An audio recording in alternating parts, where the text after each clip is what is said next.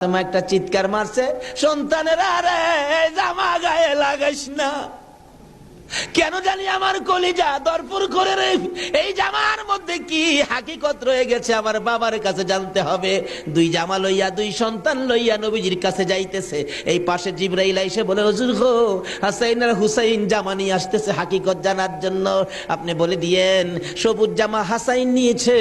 হাসাইন তো আপনার উম্মতের নাজাতের জন্য কুরবানি দুই ভাইয়ের বেলায় কবুল করেছে আমার আল্লাহ। হাসাইন সবুজ জামা নিয়েছে, আপনার উম্মতেরা হাসাইন কে বিষ খাওয়াইয়া সবুজ করে দুনিয়ার থেকে বিদায় করে দিবে। আপনার আদরের নাতি হুসাইনকে লাল জামা যার হাতে দেখবেন, আপনি মনে করবেন কারবালার জমিনে এ হুসাইনকে বল্লম তীরের আঘাতে লাল লাল করে দিবে। আমার নবী হাসান হুসাইন কাছে আসলে অন্য সময় খুশি হতেন, আজকে দেখে দূর থেকে চোখের পানি ছেড়ে দিলেন। ফাতেমা বলেন, বাবা গো, অন্যদিন খুশি হইতে আজকে কেন কান্দো বুঝতে পারতেছি না। আমার নবী বলেন, ফাতেমা রে আয় আমার হাসাইন আর হুসাইন লইয়া, দুইজনকে বুকে লইয়া কান্দে বাবু, আমার উম্মতের নাজাত দিবানি।